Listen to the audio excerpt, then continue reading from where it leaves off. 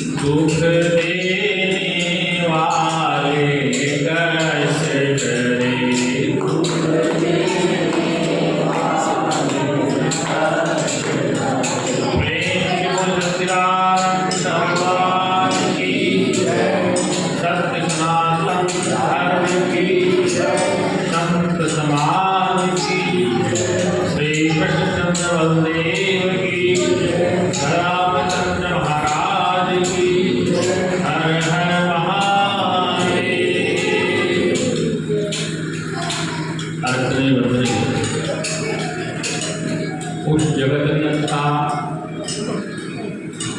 परम पिता परमात्मा के विराजमान मेरी ही आत्मा में समुपस्थित भक्त लोग लक्ष्मी माताएं बच्चे बालक बालिका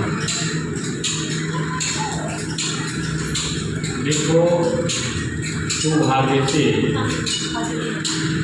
कि मानव भी आप हम सबको मिली। रामचरित मानस में गोस्वामी जी कहते हैं कि बड़े भाग्य मानुष तन पाया, दुर्लभ सदगंधन गावा, धाम मोक्ष कर द्वारा, पाई देहि परलोक सवारा। बड़े भाग्य से मनुष्य मिला। मनुष्य शरीर शुभ कर्म के द्वारा प्राप्त होता है, ऐसा शास्त्रों में महापुरुषों ने सिद्ध कर दिया। ये मानव देही है, इस शुभ कर्म से प्राप्त होगा। अब हम तो ये जो हमें शरीर मिला है, इस शुभ कर्मों का परिणाम मनुष्य ने मिला। और मनुष्य शरीर में यदि मनुष्यता नहीं है, मानवता नहीं है, तो उस जीवन को कहते पशु को ले लीजिए। जिस मनुष्य में दया, प्रोकार, करुणा, स्नेह, मिलनसार, धर्म के प्रति श्रद्धा, शास्त्र के प्रति रुचि, वेद के प्रति रुचि नहीं है, तो वह शरीर को पशु को ले बताया है।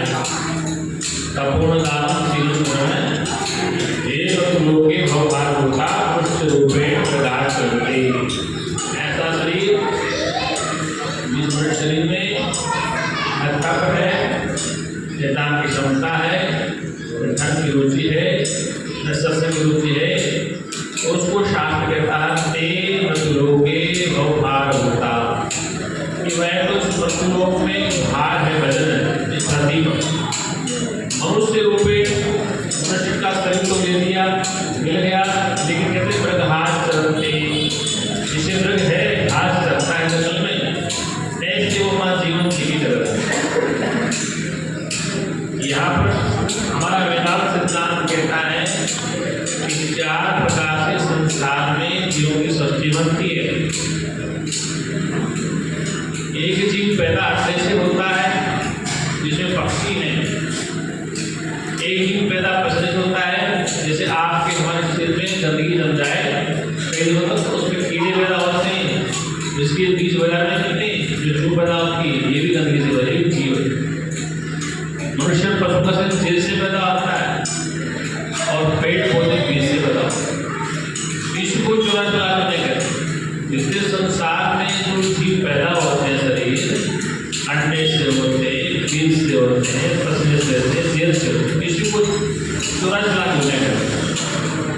अब अंडे से पैदा होने वाले पक्षी कितने संसार, शायद आपने हम लोग देखे हुए, इससे पैदा कितने पेड़ पौधे दुनिया में हम देख नहीं पाए। समुद्र में जीव जंतु कितने हैं, मछलियाँ, मगरमच्छ, किसी प्रकार की वैरायटी, समुद्र का सांप इत्यादि। ऐसी जमीन पर रहने जंतु पक्षी कितने प्रकार के हैं, बंदर, भालू, मोर, पपैया, मूंगी की होती। मनुष्य भी अनेक प्रकार के हैं। भारत में चारों दिशाओं में घूमता हूँ, कश्मीर से कन्याकुमारी और बंगाल से बम्बई, चारों दिशाओं में हर प्रकार का प्राकृतिक देखा। यहाँ के लोगों के रूप रंग अलग है, पहाड़ के लोग अलग हैं, समुद्र का जो तट है, तमिलनाडु है, केरला है, वेस्ट बंगाल, वहाँ के लोग अलग हैं, खान पान रंगों का अलग अलग है, भाषा अलग अलग है। भारत में भी विभिन्न भाषाएं हैं, रंगरूप है। दक्षिण भारत में केरला, तमिलनाडु, इसमें सारे लोग काले लोग हैं। तो समुद्र का इलाका, वहाँ के सारे लोग मछली का भक्षण करते हैं, समुद्री दूध खाते हैं। उत्तर भारत में हमारे लोग हिंदी बैठ के शाकाहारी, पहाड़ में बर्फ वहाँ दोनों चीज प्रकार मांसाहारी और शाकाहारी। तो कितने प्रकार के लोग हम देख ही नहीं पाए। सीधी सार बात है कि 4 प्रकार से इस संसार में शरीर प्रकट हो, और उनमें सबसे श्रेष्ठ शरीर शास्त्र ने कह दिया। वेदव्यास जी श्रीमद् भागवत महापुराण में कहते हैं, शंकराचार्य कहते हैं जंतु नाम नर जन्म दुर्लभ है। जंतु नाम नर जन्म दुर्लभ, जितने भी जंतु हैं उनमें से मनुष्य का शरीर बिना अति दुर्लभ है। वेदव्यास जी भागवत कहते हैं, दुर्लभो मानसो देहो देहीनाम शरणम। शरीर बड़ा दुर्लभ है। दुर्लभो मानसो देहो, शरीर दुर्लभ है। देहीनाम शरणम, ये शरीर क्षण भी है, जैसे पानी का बुलबुला है, घूमता फूटता। ठीक इस प्रकार से आपके हमारे शरीर है। तो 84 लाख योनियों में सबसे श्रेष्ठ मनुष्य का शरीर क्यों है, इस विचार करना। शास्त्रों में, महापुरुषों ने, वेद में, रामायण में, भागवत में, पुराणों में, बाइबल पुराण सब में, गुरु ग्रंथ साहब में इस मनुष्य को श्रेष्ठ क्यों होता है। प्रश्न ही खड़ा होता है कि मनुष्य शरीर परमात्मा का सत्संग सुन सकता है, परमात्मा को जान सकता है, परमात्मा को भजन सकता है। मनुष्य शरीर देवतुल्य भी देवता से कम कर सकता है, और मनुष्य शरीर राक्षस भी, दोनों आनंद, देवतुल्य कम और दानवतुल्य कम। अच्छे कर्मों से देव कहते हैं, कहते वो देवता आदमी था, और बुरे कर्म कहते राक्षस। राक्षस को शील नहीं होते, ऊँच नहीं होते, आचार विचार से देवता है और आचार विचार से ही राक्षस। राक्षस भी अलग से ठीक नहीं होते, इसलिए राक्षस को हो या देवता, देवी संपत्ति लेके मनुष्य पैदा कर और दैत्य, तो दोनों ही गुण इसमें। कि चाहे तो शुभ कर्मों के द्वारा अपने जीवन का कल्याण करता है, और वो शरीर सत्संग सुनता है। आज तक जितने भी शास्त्र पुराण जो लिखे गए हैं, वो समझाया गया केवल मनुष्य के आदेश उपदेश। वेद उपनिषदों में आदेश उपदेश के मनुष्य मात्र के, और कुछ के नहीं। पशु पक्षियों के बच्चे जंगल में पैदा होते हैं, उनको चलाने सिखाते हैं लोग, उपचार करते। मनुष्य के बच्चे को चलना, दूध पीना, खाना सिखाते हैं, इसको सब सिखाया जाता है। जंगल में नीम गाय शेर रहते हैं, पशु पक्षी रहते हैं, उनको कौन सिखाता है।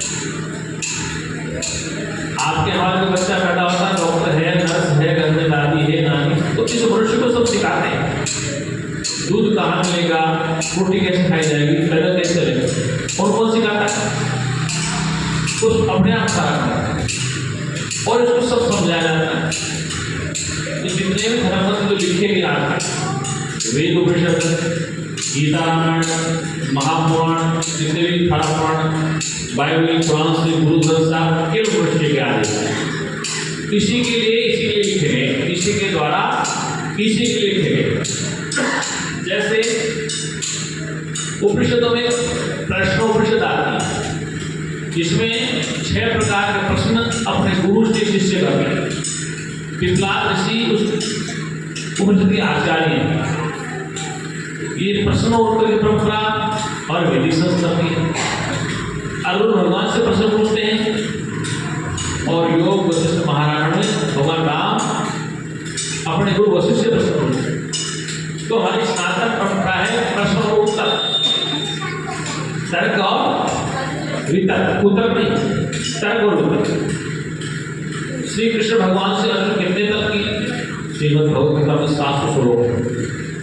अब 700 में अगर आदमी माने तो भगवान उत्तर दें, तो प्रश्न कौन कर रहा है?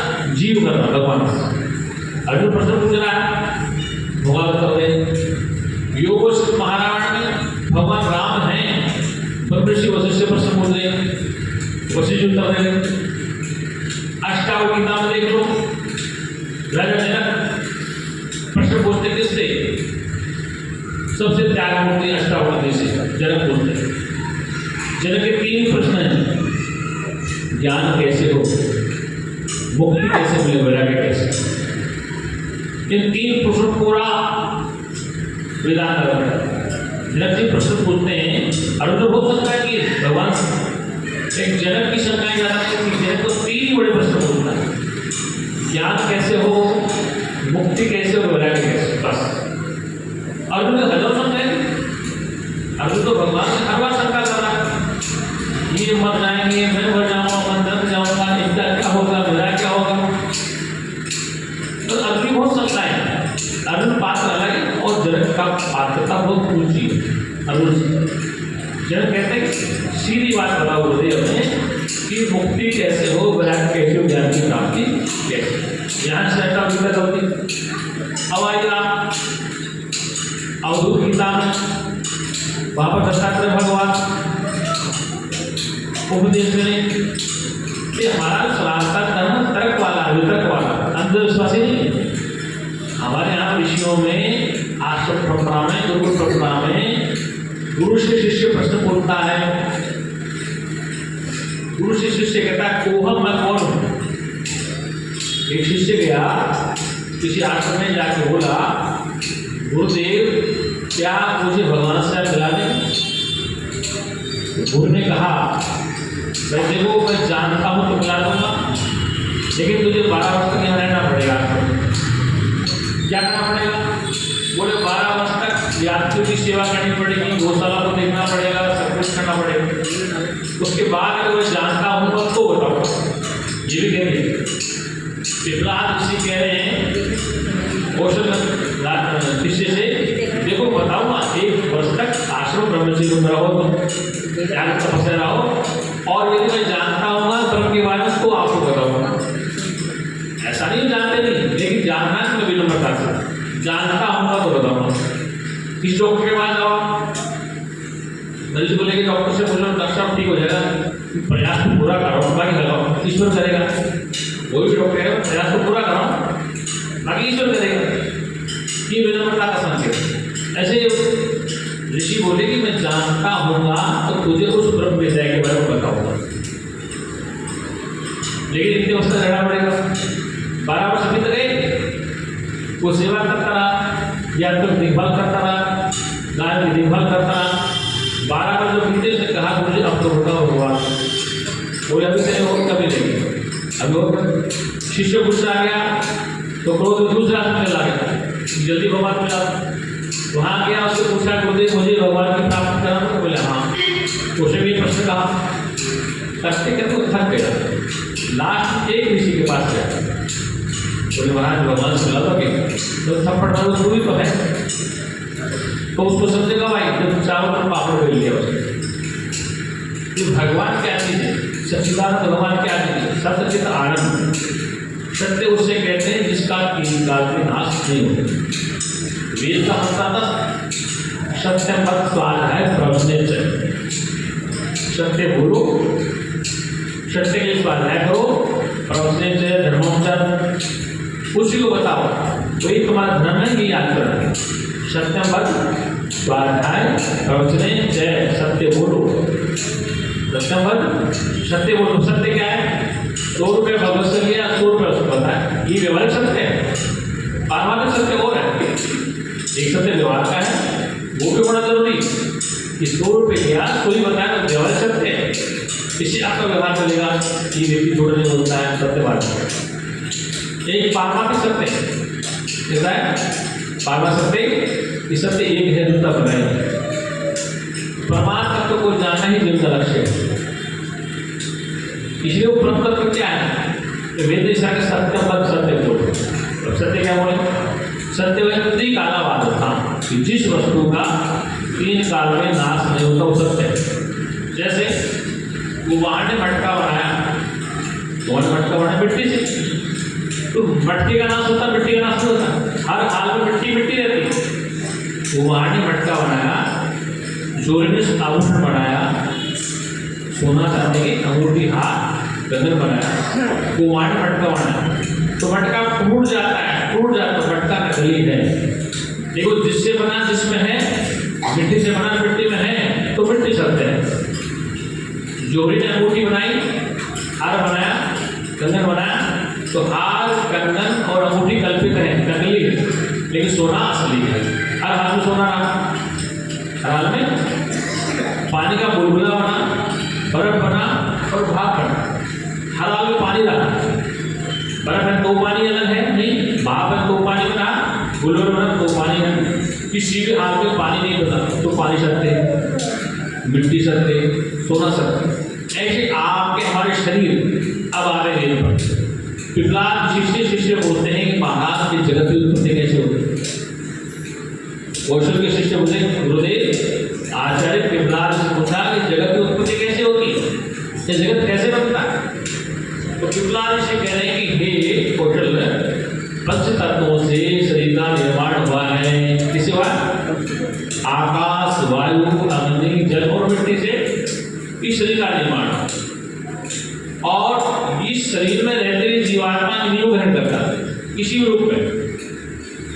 हम जो भी इस संसार में रह रहे हैं, जो खाते हैं, जो पीते हैं, यहीं से मिलता है। अगर हम दही दूध खाते हैं तो यहीं से मिलता है, तेल खाते हैं तो इसी। वेद का सिद्धांत है कि सूर्य और चंद्रमा, रात को चंद्रमा उदय होता है तो रात में फल सब्जियां बढ़ते हैं, तरबूज, टमाटर, लौकी, फल इत्यादि, और दिन में सूर्य किरण पड़ते हैं, तो दोनों में संयुक्त संवत्सर बनता है। सूर्य और चंद्रमा की विधा संवत्सर बनता है, वर्ष बनता है। तो इससे सृष्टि उत्पत्ति होती है, अन्न की उत्पत्ति होती है। इसकी होती है अन्न की उत्पत्ति होती है। श्री कृष्ण भगवान गीता में अन्न को 4 प्रकार से बताते हैं। अन्न 4 प्रकार, माता मैंने सुनना, अन्न 4 प्रकार का है। एक अन्न चूसने वाले से, जैसे कि हमने गन्ने को चूसा, शरबत को पिया, आम को चूसा, कड़ी खाई, रोटी खाई, चना चबाया और शहद को चाट लिया। जो चाटने वाला, पीने वाला, चबाने वाला और चूसने वाला, इन 4 प्रकार का जो अन्न है, अन्न खाने से शरीर की पुष्टि होती है। कैसी होती? अन्न के ग्रहण करने से शरीर की पुष्टि होती है। अब माता पिता क्या करती है? आज निर्जला एकादशी है, आज हम जल नहीं पिएंगे, आज जल नहीं पिएंगे। ध्यान रखना, इस शरीर में जल की मात्रा सबसे ज़्यादा है। तो शरीर में 4-4.5 लीटर पानी रहना चाहिए। डॉक्टर पानी कमी है, पानी क्यों, पानी क्यों? तो माता ने जल निर्जला एकादशी करेंगे कि हम आज जल नहीं ग्रहण करेंगे। मैं कह रहा हूँ जल भी पत्ते ग्रहण करोगे। एक बात और ग्रहण करोगे कि जब तक आप घर में नहीं सत्संग सुने, उसके बाद 5 घंटे डेली के निश्चय करो कि निंदा तुझे नहीं करें। ये संकल्प लो, व्रत लो। वो व्रत है कि हम जल नहीं पिएंगे, तो हठ योग है। अरे जल आपके शरीर में नहीं होगा तो शरीर खराब हो जाएगा, रक्त की मात्रा कम हो जाएगी, शरीर कमजोर हो जाएगा। इसलिए जल निर्जला हुआ, बिना जल के तुम रहने वाले हो, जबकि शरीर जल से बना है। किसे बना?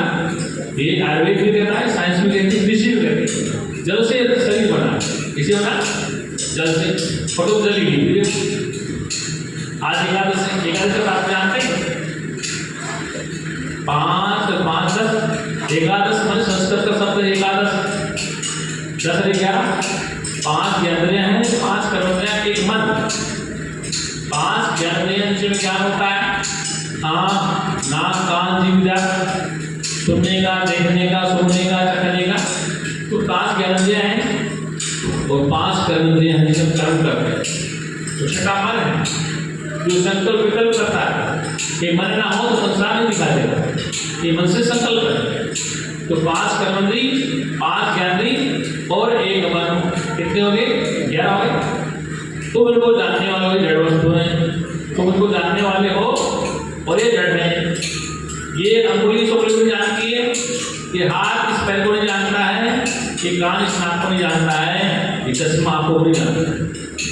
हमारे कर्मेंद्रियां एक दूसरी कर्मेंद्रियों को नहीं जानती, हमारी ज्ञानेंद्रियां एक दूसरी ज्ञानेंद्रियों को नहीं जानती। ये जो आँख है ना, इस आँख को नहीं जानती है, कोई रहता है कि नाक में छेद है, इस नासिका को पता नहीं इधर कोई नाक है, इस कान को पता नहीं इधर कोई कान है, नहीं जानते। इस हाथ को पता नहीं इधर कोई हाथ रहता है, इस पैर को पता नहीं इधर कोई पैर रहता है।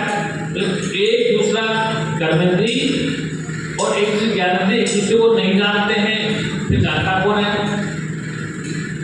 मेरा आँख, मेरी नाक, मेरा पेट, मेरा कान, मेरा हाथ, मेरा पैर, तो वो इससे अलग है। ये मेरा हाथ है, ये मेरा पैर है, ये मेरा हाथ है, मेरा पैर है, ये मेरी आँख है।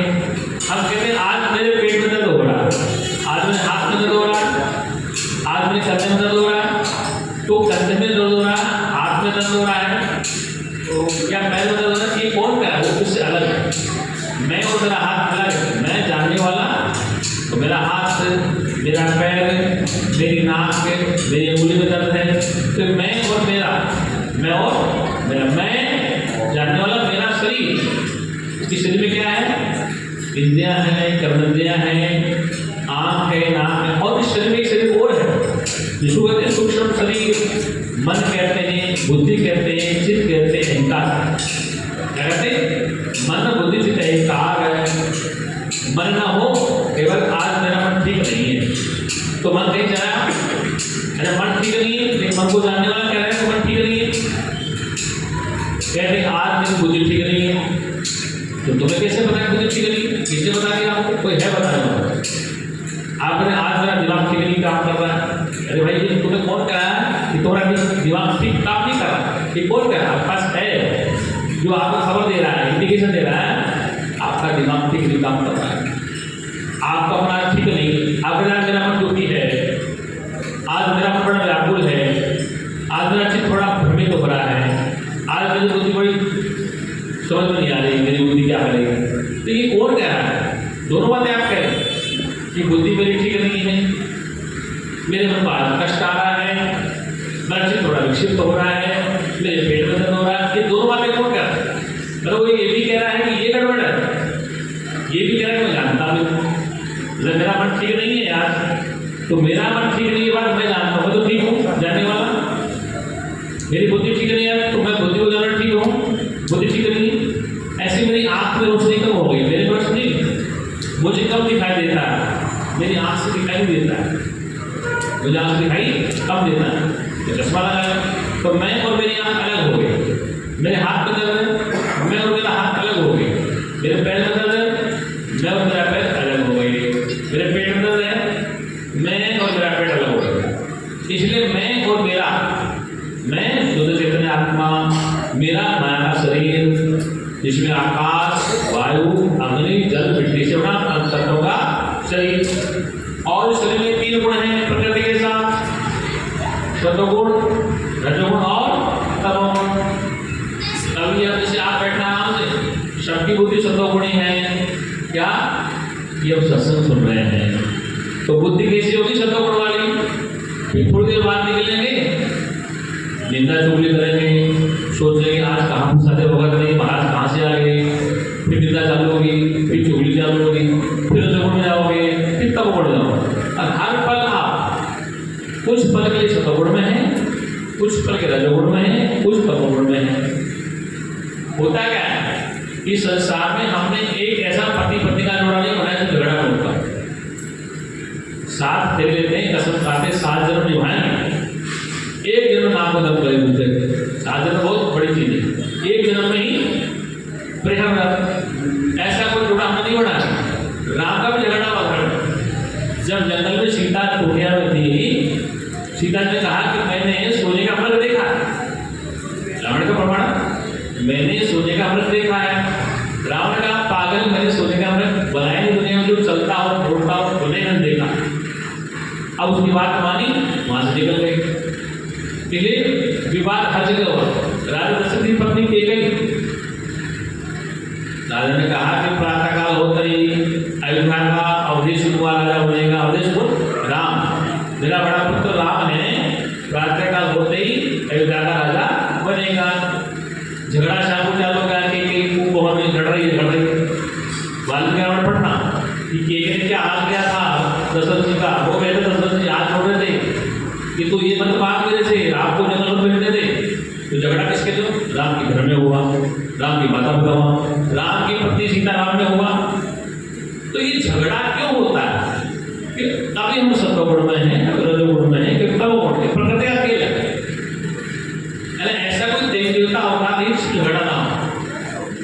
आप कुछ पुराने पढ़ेंगे पुराणों को, उसमें पता पड़ेगा शास्त्रों को कि आप ये मत मानो झगड़ा हमें हो, ऐसा नहीं, इस सब में होता है। लेकिन कुछ में अल्पकाल का, कुछ लंबा मिल जाता है। कुछ का झगड़ा ऐसा था पति पत्नी का, जब पानी में पत्थर डाला लहरें बनी, थोड़े दिन शांत हुआ। सुबह लड़े दोनों पति पत्नी, शाम को ठीक हो गए।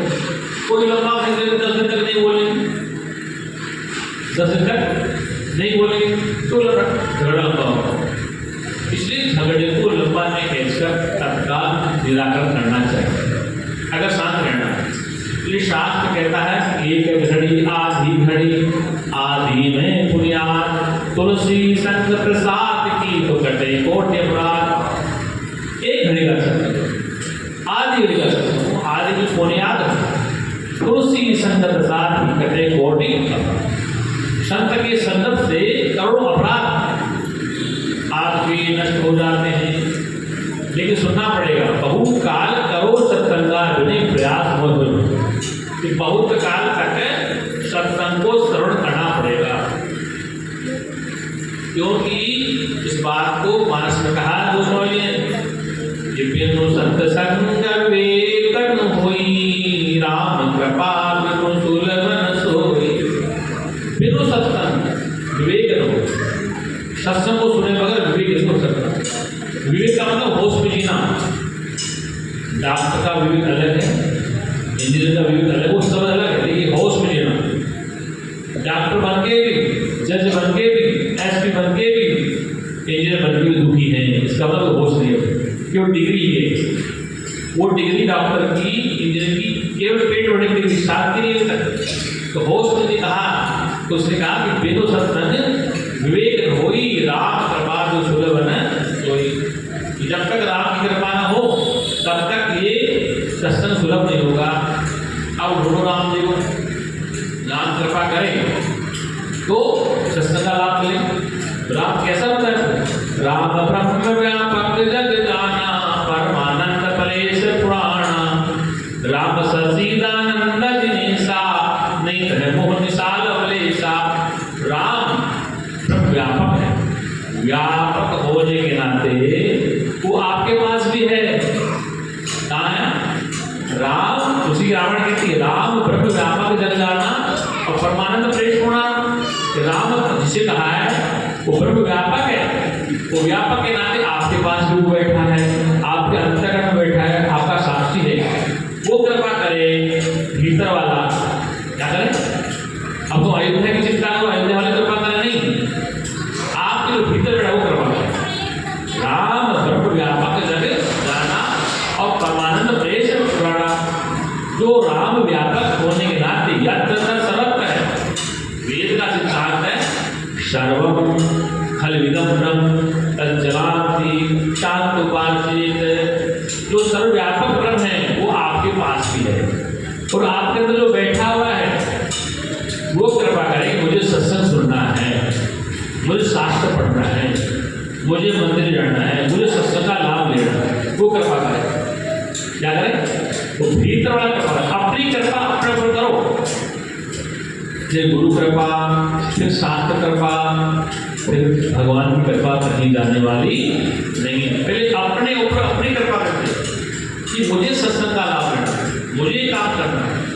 किसी व्यापारी को कर्म करने से, दुकान व्यापार करने से पहले तो खुद विचार करता है मुझे व्यापार करना है, मुझे मदद करनी है, तो पहले उसकी कृपा है, तुम्हारा कहाँ से लेंगे हो गए। फिर भगवान देवी देवता कहीं भी नहीं करता, क्योंकि जो अपने ऊपर कृपा नहीं करता उस पर कृपा कोई नहीं करता है। अब कहा जहाँ पर कृपा राम की हुई तहाँ पर कृपा करे सब कोई। अब इसका अर्थ क्या है, जहाँ पर कृपा राम की हुई वहाँ पर कृपा करे सब कोई। अरे राम कौन सा, वो भीतर वाला राम अपने पर कृपा करे तब सब कृपा आ जाए। कोई बच्चा पढ़ने के डॉक्टर बन जाए अपने मेहनत से, क्या हो जाए डॉक्टर बन जाए, तो उसने अपने पर कृपा करी पढ़ने में, फिर सारी कृपा उसका आ जाए। जहाँ पर कृपा राम की होई, अब हम क्या सोचते हैं वो राम कृपा करेंगे धनुष वाले, अरे नहीं, अर्थ न को रावण जहाँ पर कृपा राम की होई तहाँ पर कृपा करे सब कोई। तो तुलसी रावण के राम कैसा है, राम ब्रह्म व्यापक जग जाना परमानंद परेश पुराणा। जो राम ब्रह्म व्यापक है वो कृपा करे, तहाँ पर कृपा राम की होई, कौन सा राम, भीतर वाला राम कृपा है, वहाँ पर कृपा करे सब कोई। ये सब कर रहे हैं, जो व्यापार चलेगा मदद करोगे सारे देवी देवता तुम्हारे खोड़े बैठ जाएंगे जब सत्य के साथ जुड़ जाओगे। तो इसलिए कहते हैं सत्यबद्ध, सत्य का वचन करो सुनाओ। सत्य व्यव जयते, सत्य की चीज होती है, व्यवहारिक सत्य अलग है। कौन सा, व्यवहार में 1000 रुपये लिया 1000 बताया व्यवहारिक सत्य है, झूठ नहीं बोला। पावन सत्य क्या है, सत्य को जानो। इसलिए भागवत उपनिषद कहती है तमसो मां ज्योतिर्गमय नानमृतम, तमसो अंधकार को त्यागो, ज्योतिर्गमय अपने ज्योति स्वरूप को जानो, नानमृतम फिर तो मरोगे नहीं, अमर हो जाओ। वेदांत पढ़ने का लाभ क्या है, यही लाभ है कि अंधकार भाग जाएगा। जैसे किसी कमरे में अंधेरा हो रहा हो कई दिनों से, अब तेरे को भगाना है, अंधेरे को भगाना है, तो किसी तसला लिया कि फावड़ा लिया तो क्या अंदर निकल जाएगा, वहाँ फावड़ा पसंद निकल जाएगा, नहीं निकलेगा ना, केवल बटन दबाना पड़ेगा। यदि वो जड़ अंदर भाग गया। ऐसे इस अंतःकरण में जन्म जन्मांतर का लगा क्या है, जन्म जन्मांतर का लगा। एक बार जंगल एक गांव के पास गुफा थी, तो गुफा में भूत प्रेत रहते थे, शेर रहते थे। तो गाँव के लोग बड़े डरने लगे, तो यार क्या करें, हर भेड़ बकरी जाके सब खा जाते हैं, आदमी खा जाते हैं, यहाँ तो बड़े भूत पकड़े। तो 2-4 लोगों को पकड़ लिया, एक योगी को पकड़ लिया, एक तांत्रिक को पकड़ लिया, एक चरमकांडी को पकड़ लिया, और सब गुफा के बाहर बैठ गए। एक यज्ञ कर रहा है, हवन कर रहा है, एक आदमी हवन कर रहा है, एक योग कर रहा है, एक तंत्र विद्या कर रहा है। कई दिनों तक गाँव का घी फूंक दिया बोलो, यज्ञ के द्वारा भूत बाहर निकलेगा, गुफा से योग से बाहर निकलेगा, तंत्र से बाहर निकलेगा। एक महात्मा पागल घूमता हुआ, भाई क्या बात है, गाँव लोग कैसे करते हो रहे, और महाराज क्या होता है, इस गुफा में भूत उतरा और वो निकल नहीं रहा, हमारी गाय भैंस बकरी इंसान सब खाता है, तो बड़ा लफड़ा हो, क्या करें। तो बोले महाराज क्या कर रहे हैं, देखो ये यज्ञ कर रहे हैं, ये हवन यज्ञ कर रहे हैं, ये तंत्र विद्या कर रहे हैं, ये ध्यान कर रहे हैं, और भूत अभी तक भागा नहीं। 15 लोग हैं और कई टोटल घी हो दिया कहीं हुआ। तो महात्मा वाला ऐसा करो, एक लट लाओ, उसमें चिराग जलाओ, कपड़ा चिराग लाओ, मेरे साथ चलो, अब सब कर रहे हैं, फिर तो आगे में चलो। तो कोई तलवार वाला लोग तुलसी कर क्या भाला बाटी कर ना, आगे चलो, कोई खाया मुझे खाया, ठीक है। तो आगे आगे चला तो देखा उस गुफा में झाड़ियाँ वाड़ियाँ थी। जब तलवार से काटने के बाद सब साफ हो गया, मेरा गुफा साफ हो गया, क्या हुआ, भूत भाग गया। डर किस बात में, भूत खा गया। हमारे इस अंतःकरण में जन्म जन्मांतर का भूत घुसा, जब तक वो नहीं काटेंगे तब तक सत्य का पता नहीं चलेगा। इसलिए सत्य का बोध करने के लिए सत्य में रहते, सत्य को जानो। सत्य की परिभाषा क्या थी, जो त्योकाल एक रस रही, गुजरात का जो त्योकाल एक रस रही। जैसे मैंने कहा था कि मिट्टी का मटका भरा होना, सुराई मणि दीपक बना सकोरा बना, तो मिट्टी में गल गई, तो मटका, सुराई, दीपक सब टूट जाएंगे। जो इन्हें आभूषण बनाया, अंगूठी, हार, कंगन बनाया, सब गल जाएंगे। क्या सोना साफ हो जाएगा? मिट्टी रहेगी, हर हाल मिट्टी रहेगी। पहले मिट्टी थी, मटका अपना 2 मिट्टी थी, मटका फूट गया 2 मिट्टी, हर हाल मिट्टी रही। अंगूठी गल गई, हार बन गया, कंगन बन गया, हर हाल में सोना रहा। ऐसे आप हर हाल में सत्य से अलग नहीं हटे। एक दुख का कारण क्या है? दुख का कारण है कि संसार की जो सृष्टि है ये 3 प्रकार की सृष्टि। एक सृष्टि ईश्वर ने बनाई। किसने बनाई? ईश्वर जो सृष्टि बनाई है, आकाश, तारे, पृथ्वी, पहाड़, नदी, सागर, सब ये ईश्वर ने बनाया। सूरज का, इसमें आपका हमारा कोई बस नहीं करता है कुछ बिगाड़। सूरज उगेगा उगेगा, सूर्यास्त होगा, चंद्रमा हो जाएगा होगा, तारे टिमटिमाएंगे, बारिश होगी, तूफान आएंगे, सागर है, बादल है, पहाड़ है, एवरेस्ट है, हिमालय सब रहेगा। और अगर ये नहीं होगा तो इस सृष्टि में पैदा कैसे होगा? अन्न पैदा होगा, अन्न को खाएंगे, फल के रूप में, सब्जी के रूप में, अन्न के रूप में। तो ईश्वर की नई सृष्टि आपको रूप में देगी। इसके बगैर आप नहीं दे सकते। अगर हवा नहीं हो तो कैसे जी पाएंगे? ऑक्सीजन नहीं होगा तो नहीं जी पाएंगे। भोजन देगा तो नहीं जी पाएंगे। भोजन होगा तो खाने को मिलेगा, हवा होगी तो सांस आएगा, पानी होगा तो आकाश, वायु, अग्नि, जल और मिट्टी, ये 5 तत्व ईश्वर ने बनाया। इन तत्वों में कोई फर्क नहीं, सबके समान अवस्था। इस देश में सूरज उदय होता है, उस सूरज की रोशनी जैसे राष्ट्रपति लेता है, ना करके उसका चपड़ा से देता है। इस देश में चंद्रोदय होता है, चंद्र उसके सब रोशनी लेते हैं। तो ईश्वर की सृष्टि हमें दुख देती, बल्कि हमें पालती है। अगर आपके हाथ में हवा हो तो क्या करोगे? जैसे सिलेंडर लेके बेचते हैं, हवा को लेके बेच के पड़ोस को मार दो। मनुष्य इतना खराब है कि अगर से हाथ में प्राण हो हवा, वो अपने घर वालों जिंदा रहेगा और पड़ोस को बंद कर देगा, सब बंद। हीटर ने मारा, गैस सिलेंडर, गैस ऐसे तो करो। तुम्हारे हाथ में हवा है, न पानी है, न मिट्टी है, न आकाश है, न सूर्य चंद्र। ये ईश्वर द्वारा प्रकट है। ये चीजें आपको पालती हैं। क्या करती हैं? आपको पालती। दूसरी बात, एक शक्ति ईश्वर और जीव ने मिलकर बनाई। जैसे ये माइक है, इस माइक का जो भी सामान है वैज्ञानिकों ने इसी का है। लोहा लकड़ी से लिया, तार लिया, बिजली बनाई, कोयले से, पानी, एक माइक बोल रहा है। तो ये मिला जुला सृष्टि है। ईश्वर की बड़ी चीजों को मनुष्य बना, मोबाइल का आविष्कार हो गया। इस सबको जो बनाया है मनुष्य बना रहा है। तो ईश्वर और जीव की मिली सृष्टि हो गई। ये आपको दुख नहीं देती, जबकि इस माइक से मुझे दिल्ली बोलना पड़ रहा है, आपको दुख सुनाई दे रहा है। ये पंखा चल रहा है, बिजली चल रही, ये आपके उपयोग के लिए, यहाँ तक कोई दिक्कत नहीं, सब आप नहीं। एक तीसरी सृष्टि जो जीव ने अपनी बनाया, क्या बना दी?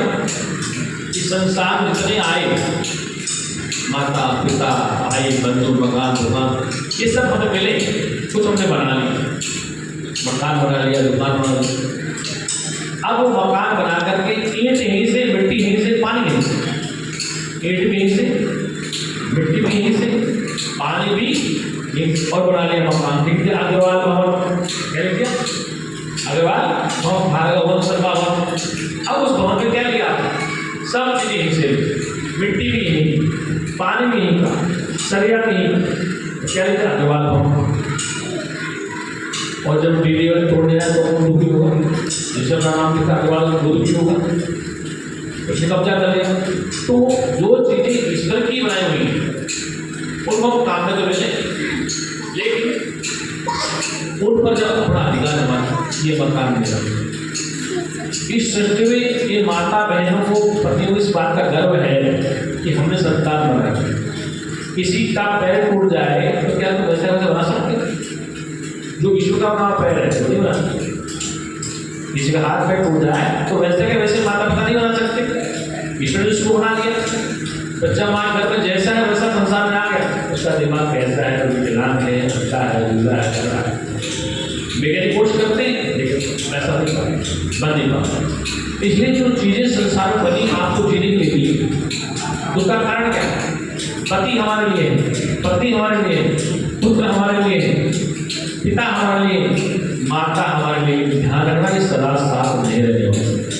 इसी काम करेगा कि जो वस्तु तुम्हें संसार में आने के बाद मिली, माता के रूप में, पिता के रूप में, पुत्र के रूप में, पत्नी के रूप में, पति के रूप में, भाई के रूप में, बहन के रूप में, गुरु के रूप में, शिष्य के रूप में जो मिला संसार, ये सत्य वाक्य है कि वो आपके पास सदा नहीं रहेगा।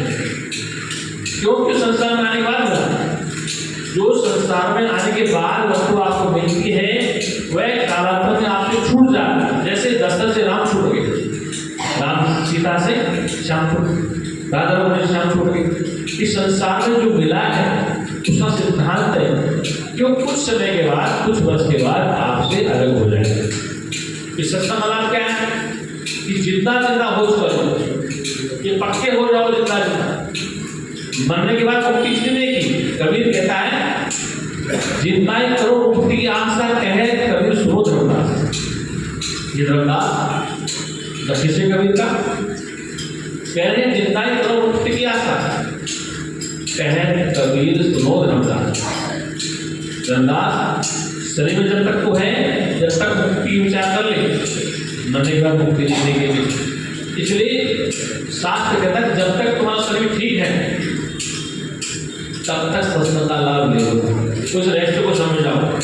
हमारा वेद कहता है तामसोमा ज्योतिर्गमय नानव्रतम, कि अंधकार से उठो, अपने चित्त आत्मा को बोध करो और वो जानो, और जान के संसार में बोल दो। यदि आप करते हो नहीं जाना, अपने को आपने माता पिता भ्राता के रूप में जाना, नाम रूप में फंसा लिया।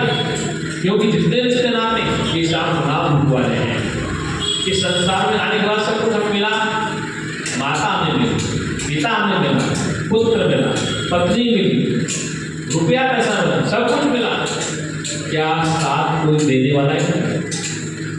एक व्यक्ति वेंटिलेटर चल रहा है, कम से कम 50 अरब का आसामी है, उसके घरवाले के डॉक्टर से 5 मिनट जिंदा रखो, 1 मिनट जिंदा रखो, 10 करोड़ रुपये, तो क्या डॉक्टर जिंदा रहे?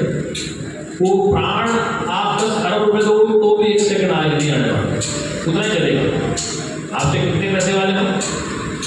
1 मिनट और आ जाएंगे यहाँ से। ये श्वास आ रहा है, कब तक आएगा, कब तक रहेगा, कोई पता नहीं। लेकिन जब तक श्वास आ रहा है, ठीक काम करो, ठीक कपड़े को जानो। अगर ठीक काम नहीं करोगे तो पकड़े आप जाओगे, अपने को नहीं जानोगे तो दुखी हो जाओगे। इसलिए तुलसीदास कहता है कि जानत जानत तो हो जाएगी। जानते जानते जब तो अपने को जान जाओगे तो चैन मिलेगा कि मैं कौन हूँ।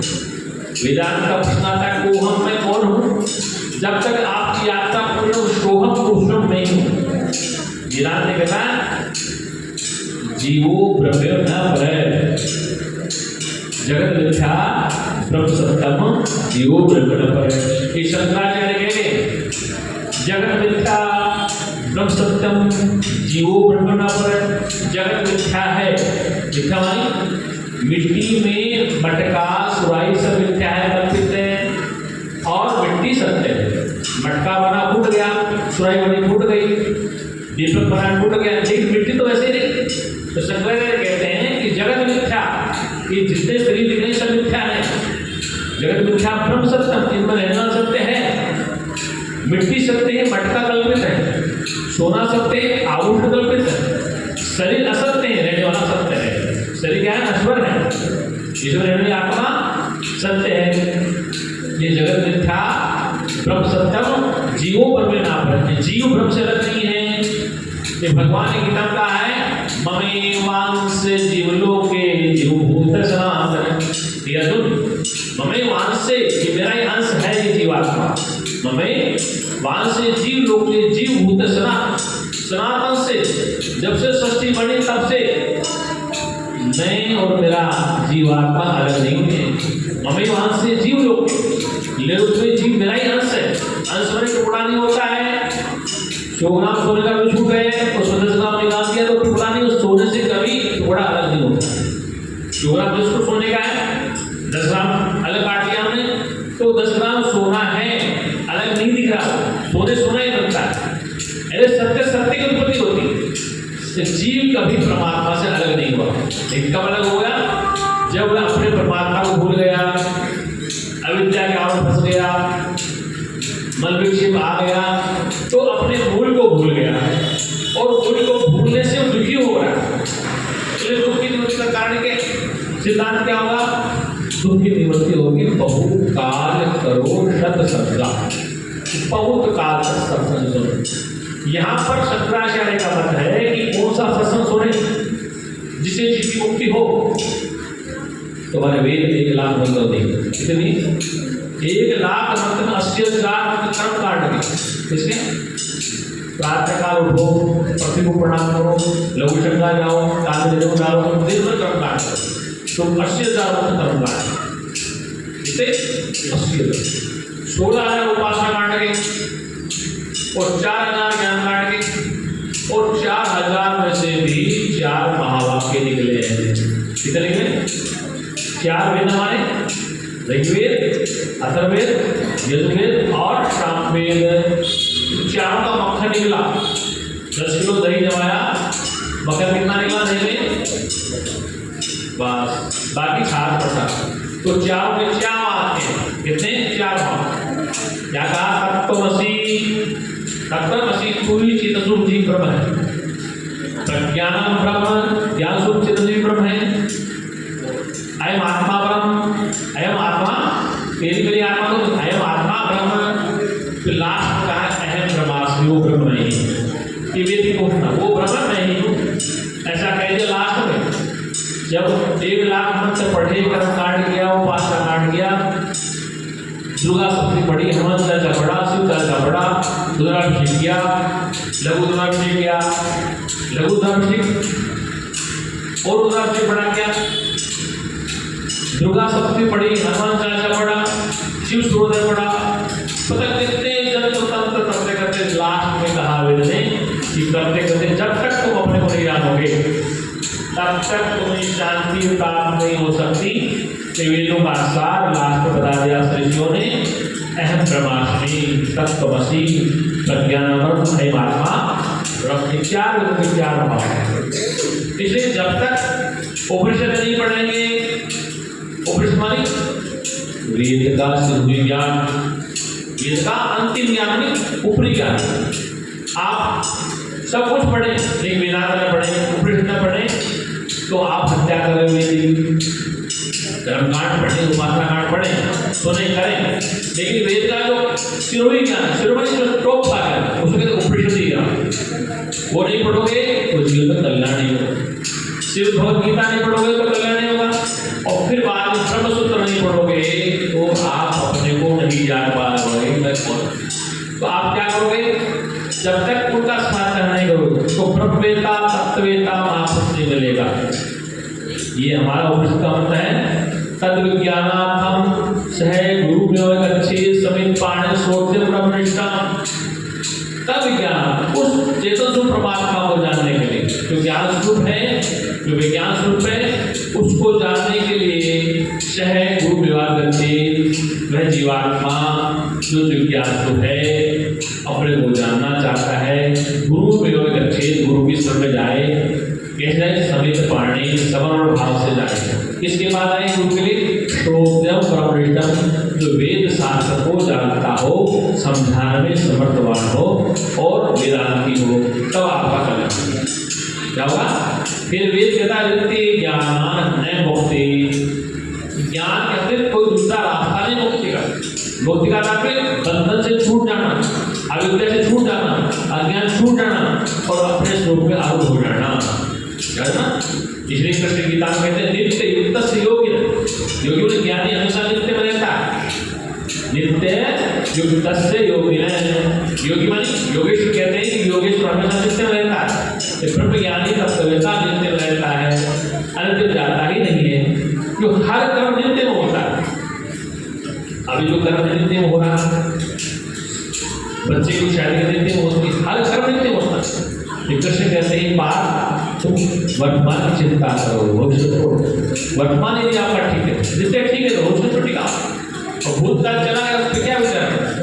इसलिए नित्य तस्य योगिन, यानी हमेशा नित्य में रहता है, वो अनित्य में नहीं जाता, इसलिए नित्य को जानना चाहिए। और नित्य क्या है? आपका अपना स्वरूप नित्य है, आपका सच्चित आनंद स्वरूप नित्य है, उसी को जानना है। उसको जाने बगैर आप संसार में दुखों से नहीं छूट सकते।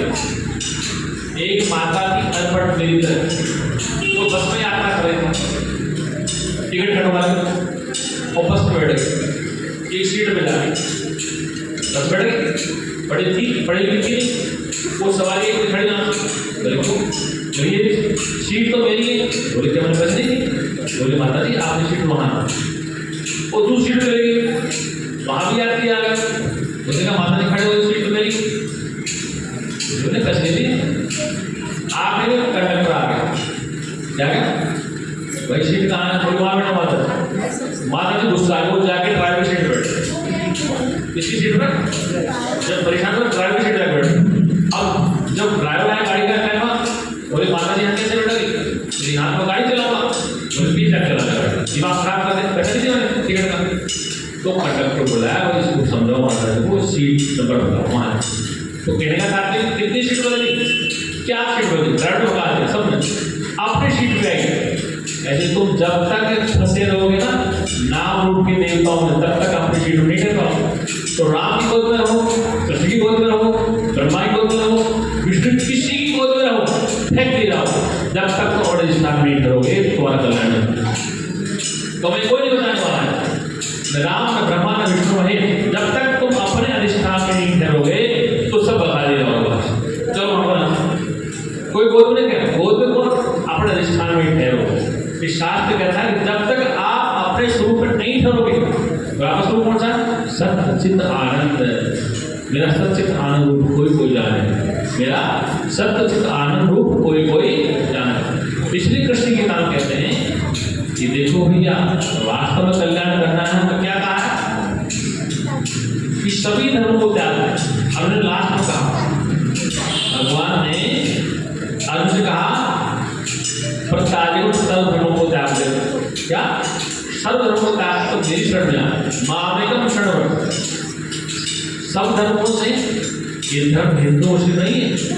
सबसे पहला धर्म है शरीर को अपना मानना धर्म, इंद्रियों का धर्म, मन का धर्म, ये धर्म। पहले संसार में शरीर बना, ये हिंदू बना, शरीर बना, फिर बाद में मुसलमान हिंदू बने। कोई दाढ़ी बढ़ाता है, कोई जड़ा लगाता है, कोई मूछ कटाता है, कोई टोपी लगाता है, ये बात की बात है। पहले शरीर बना, क्या बना शरीर, शरीर का आधार में पैदा होना और बढ़ना, जवान होना, बुढ़ा होना, चले जाना। आँख का आधार में देखना, कान का आधार में सुनना, नाक का आधार में सूंघना, और मन का आधार में सुख दुख होना, जिसका नाम चिंतन करना, बुद्धि का नाम है निर्णय लेना। इस सारे धर्म किसके हैं, शरीर के, इंद्रियों के, मन के धर्म, बुद्धि के। लेकिन तेरा कोई धर्म नहीं है, तू जहाँ खड़ा है आत्मा का कोई धर्म नहीं है। आत्मा नित्य है, सनातन शाश्वत है। इस सनातन धर्म का परमात्मा या सर्वत्र व्यापक होने के नाते सबसे प्रिय लगता है। इसलिए तुम नित्य में खड़ो, इसमें रहो, नित्य में रहो। आँख का धर्म है, कान का धर्म है, मन का धर्म है, ये सब धर्म बार बार बदलते, लेकिन तू मेरी शरण में आएगा तो मैं कौन, मम दर्शन फल परम रूपा, जीव पावन सहज स्वरूपा। मम दर्शन, मेरे दर्शन, मतलब हम शरीर का दर्शन नहीं करें भगवान का, मम दर्शन, मम चैतन्य आत्मा के साथ गया, ममता नहीं, मम मैं शुद्ध चैतन्य आत्मा। ये कहा कि मम दर्शन फल परम रूपा, और क्या है कि भगवान राम की वाणी रामायण में, मम दर्शन फल परम रूपा, जीव पावन सहज स्वरूपा। कि मम दर्शन, जब ये जीव मुझ आत्मा को जानता है, मुझ अविनाशी को जान ले, मुझ सत्य, मुझ चेतन को, मुझ ज्ञान को जान लेगा, मम दर्शन फल परम रूपा, बड़े अनुपम फल मिलेगा। क्या मिलेगा, जीव पावन निज सहज स्वरूपा। ये जीव अपने निज स्वरूप में ठहर जाएगा, फिर उसको हो जाएगा, फिर संसार में आना जाना खेल रह जाएगा, जगह इस संसार में दुखी नहीं होगा। क्यों, दुख का कारण अविद्या, अज्ञान था, कुटुंब परिवार का मोह था। वो सकल व्याधि की भूला, ये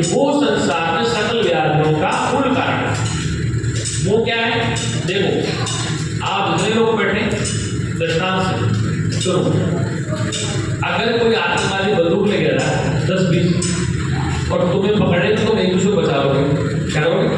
क्या काम उठाओ और गोली मारने का कोई नहीं है, तो मेरा कुछ डरा नहीं, मुझे बंदूक चलाने कोई जल्दी नहीं आया।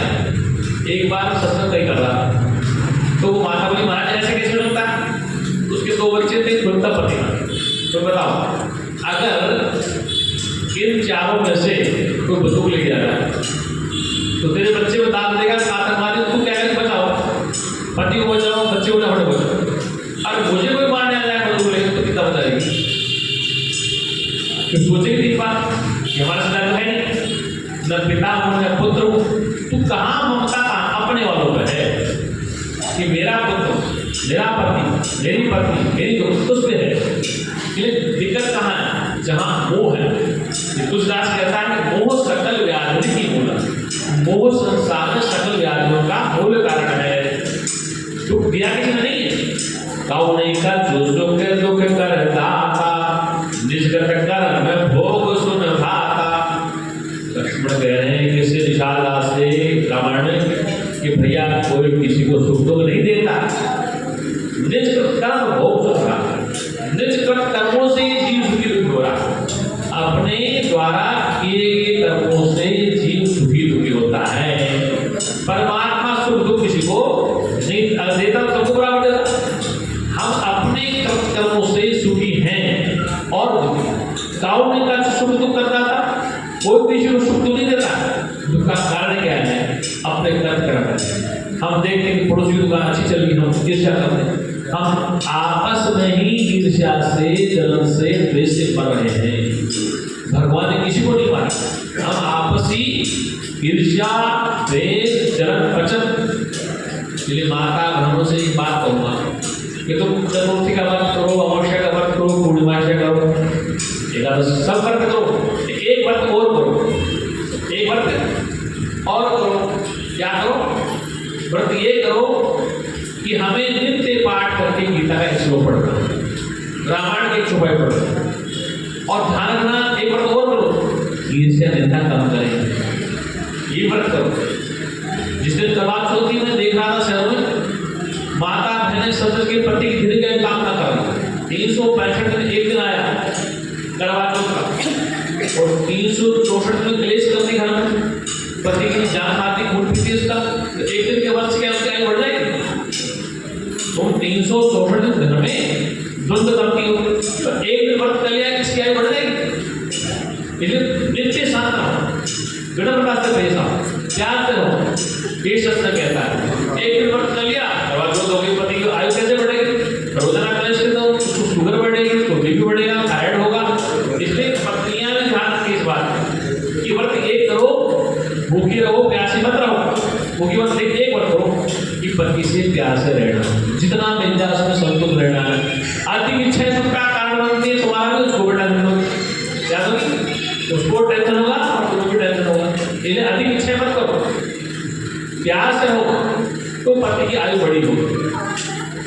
नहीं पति की आयु घट जाएगी, झगड़ा करोगी, क्लेश करोगी तो पति की आयु बढ़ेगी नहीं घटेगी। और पति भी सुन ले, अगर वो भी झगड़ा करेगा तो कुर्सी पे बैठेगी। ये तरीका रास्ता है कि प्यार और मोहब्बत से रहो। क्या करो? प्यार और मोहब्बत से रहो। ये सत्संग कहता है, वेदांत कहता है, पति हो, पत्नी हो, पुत्र हो, पिता हो, सब प्यार से रहोगे, मोहब्बत से, सब एक देखोगे तो आयु बढ़ेगी। घर में देवता आ जाएंगे, जहाँ पर सत्य चेतना, जहाँ पर प्यार है, मोहब्बत है, प्रेम, वहाँ देवता निवास करते हैं। लक्ष्मी जी वहीं आ जाती, ब्रह्मा जी वहीं आते, महादेव जी नहीं जाने। एक घर में क्लेश करो, फिर मंदिर में आरती करो। क्या करो? घर में झगड़ा करो, मंदिर में आरती करो, पूजा करो, पाठ करो। ये शास्त्र नहीं कहता है। लेकिन घर में एक मंदिर है, क्या है?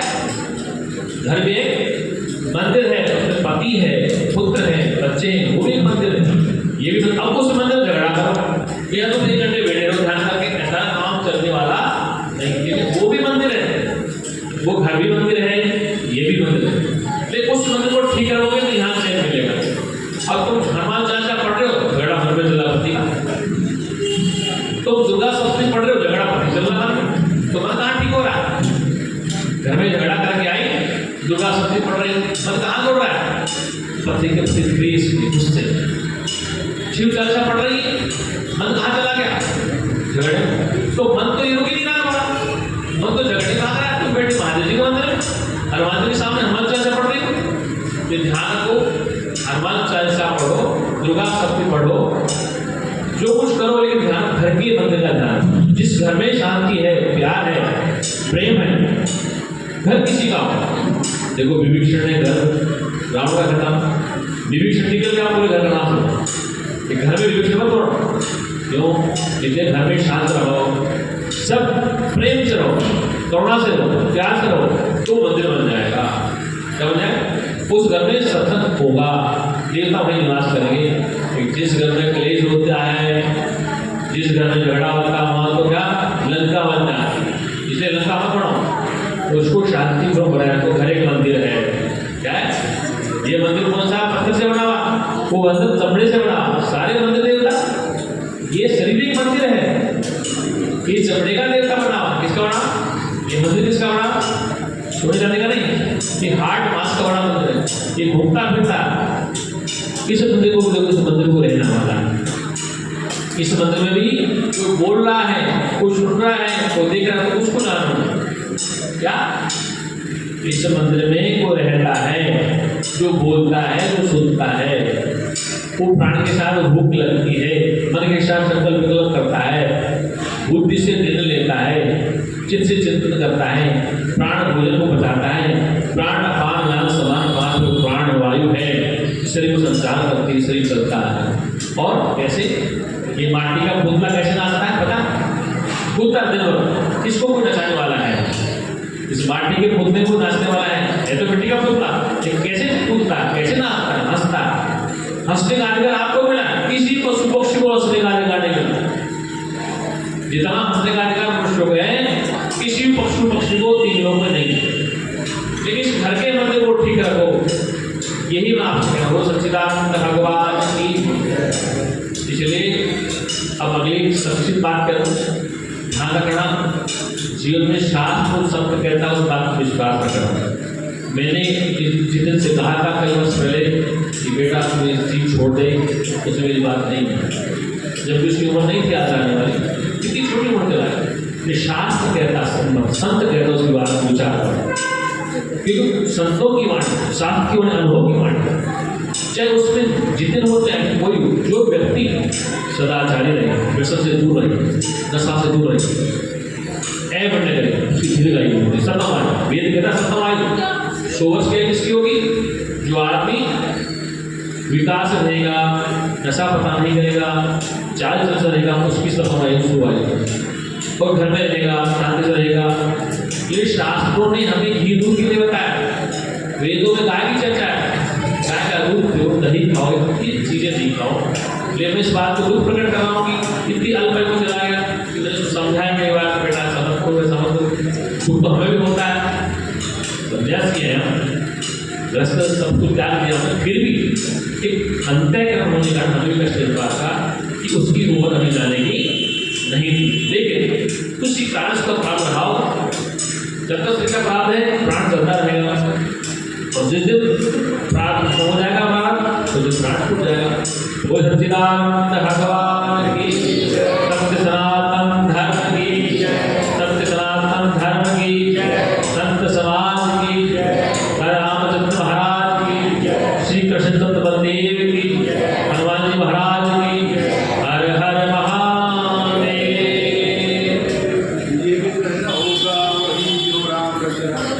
होगा वही जो राम रचिता का। अब राम कौन रखने वाला? हाँ, वो राम कौन सा है? वो व्यापक होने नाते आपके भीतर बैठा हो राम। लेकिन आप अपने को देह मानते हैं, शरीर मानते हैं। ये राम वही है जो सब में रमा हुआ है, सबके पास है। वेद मंत्र बोलती इसके बाद, सर्वे भवन्तु सुखिनः, सर्वे सन्तु निरामयाः, सर्वे भद्राणि पश्यन्तु, मा कश्चित् दुःखभाग् भवेत्। हे परमपिता परमात्मा, सब सुखी हो, दुखों से सद्भावना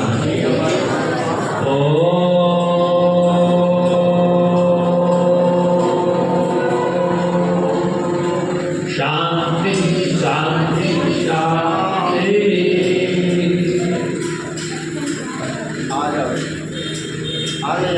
थोड़ी सुन